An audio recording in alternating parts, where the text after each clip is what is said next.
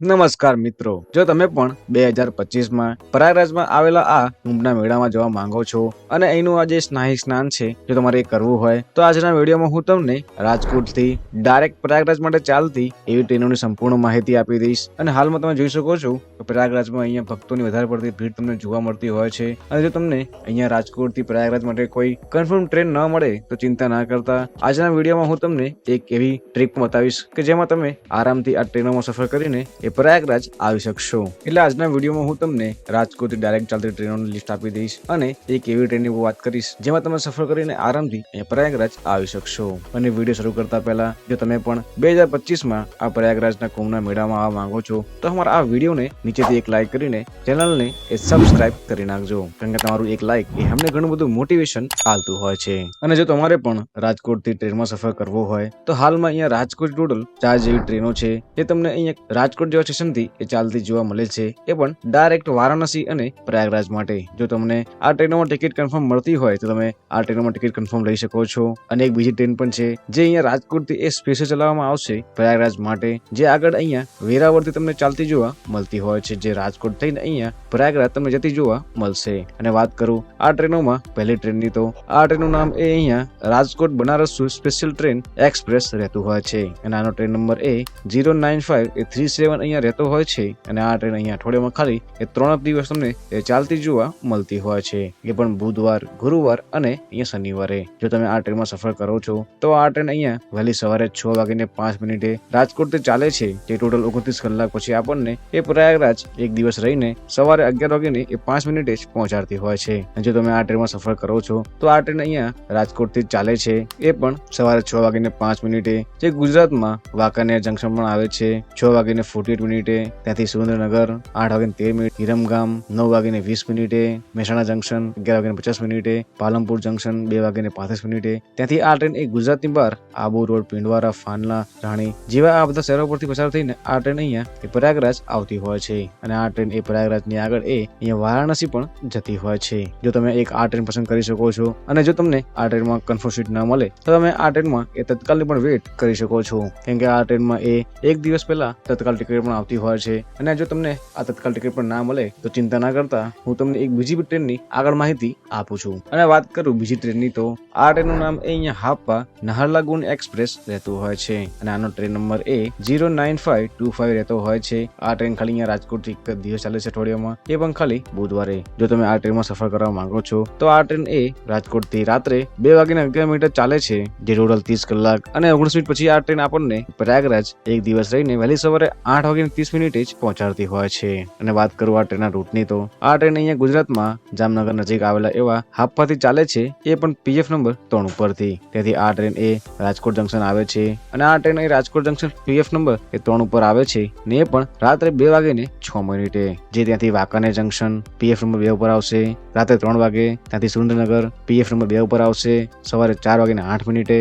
Ahmedabad junction PF number 9 ઉપર આવશે, એ બી સવારે 6:30. ત્યાંથી નડિયાદ જંકશન PF નંબર 1 ઉપર આવશે સવારે 7:53. ત્યાંથી આણંદ જંકશન PF નંબર 4 ઉપર સવારે 8:10. જાયાપુરી જંકશન PF નંબર 2 ઉપર આવશે સવારે 9:05. ત્યાંથી આ ટ્રેન એક ગોધરા જંકશન અહીંયા PF નંબર 2 ઉપર આવે છે, એ પણ સવારે 10:33.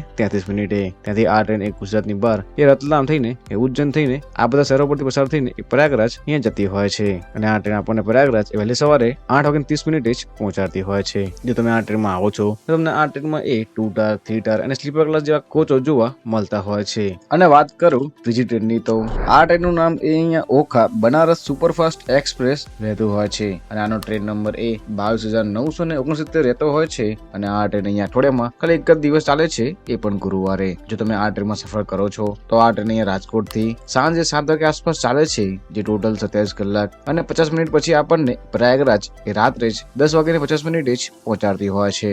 જો તમે આ ટ્રેનમાં સફર કરો છો તો આ ટ્રેન અહીંયા ગુજરાતમાં કયા રોડ ઉપર ચાલે છે તો આ ટ્રેન અહીંયા ગુજરાતમાં ઓખાથી ચાલે છે, જે દ્વારકા, ખંભાળિયા, જામનગર, હાપા થઈને અહીંયા એ રાજકોટ આવતી હોય છે. અને આ ટ્રેન અહીંયા રાજકોટ ઉપર PF નંબર 3 ઉપર જ આવે છે. અને ત્યાંથી આ ટ્રેન એ રવાના થઈ સુરેન્દ્રનગર, વિરમગામ જંકશન, અમદાવાદ, આણંદ, છાયાપુરી થઈને આ ટ્રેન એ આટલા બધા શહેરોને કવર કરીને એ અહીંયા પ્રયાગરાજ જતી હોય છે. અને અહીંયા આગળ એ આ ટ્રેનનું એ લાસ્ટ સ્ટોપ અહીંયા બનારસ જ રહેતું હોય છે. તો તમે આ ટ્રેનમાં પણ સફર કરી શકો છો. અને જો તમને આ 3 ટ્રેનમાંથી કોઈ પણ ટ્રેનમાં એ ટિકિટ ના મળે તો તમે અહીંની રાજકોટથી સ્પેશિયલ ચાલતી એવી વેરાવલ બનારસ સ્પેશિયલ ટ્રેનમાં સફર કરીને અહીંયા પ્રયાગરાજ પણ આવી શકો છો.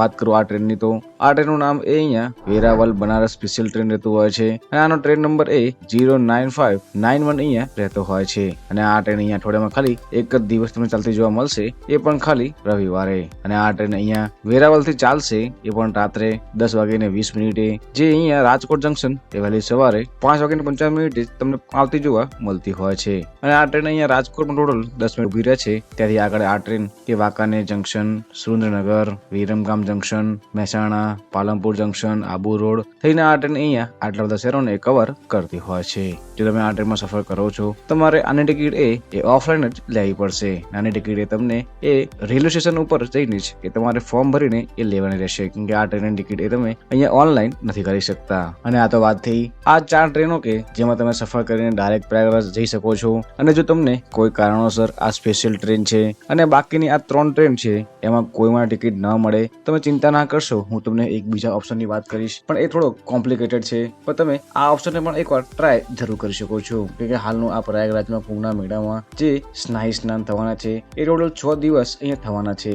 એક છે 13મી જાન્યુઆરી, 14મી જાન્યુઆરી, 29મી જાન્યુઆરી અને 3જી ફેબ્રુઆરી અને 12 ફેબ્રુઆરી અને એ છે 26મી ફેબ્રુઆરી. જો તમારે આ 6 દિવસોમાં ક્યારે પણ આ સ્નાયુ સ્નાન કરવું હોય તો તમારે આ જે સ્નાયુ સ્નાનની ડેટ છે એના ટોટલ 3 દિવસ પહેલા તમારે આ ટ્રેનોની ટિકિટ એ બુક કરાવવી જોઈએ. જો તમને આ ટ્રેનોમાં ટિકિટ ન મળે તો તમે સૌપ્રથમ રાજકોટથી રતલામ આવી શકો છો કે ઉજ્જૈન આવી શકો છો, કેમ કે રાજકોટથી ઉજ્જૈનની ટિકિટ એ તમને આરામથી અહીંયા કન્ફર્મ મળી જશે. રાજકોટની ટ્રેનમાં સફર કરીને ઉજ્જૈન આવી જાઓ. અને જો તમને ઉજ્જૈનની ટિકિટ એ કન્ફર્મ ન મળે તો તમે વિરમગામ થઈને અહીંયા કન્ફર્મ ટિકિટ લઈ શકો છો. અને જો ઉજ્જૈનથી તમારે પ્રયાગરાજ જવું હોય તો એના માટે તમે ભોપાલ થઈને જઈ શકો છો, ઝાંસી, કોટા થઈને તમે આ પ્રયાગરાજ આવી શકો છો. કેમ કે અમુક ટ્રેનો એ તમને ઉજ્જૈનથી ડાયરેક્ટ ચાલતી હોય છે પ્રયાગરાજ માટે. જો તમને એમાં ટિકિટ મળતી હોય સૌથી બેસ્ટ છે. અને જો તમને એમાં ટિકિટ ન મળે તો તમે ઉજ્જૈનથી ભોપાલ કે કોટા થઈને પણ એ પ્રયાગરાજ જઈ શકો છો. અને કોટાથી તમને ડાયરેક્ટ એક ટ્રેન ચાલતી જોવા મળે છે બનારસની.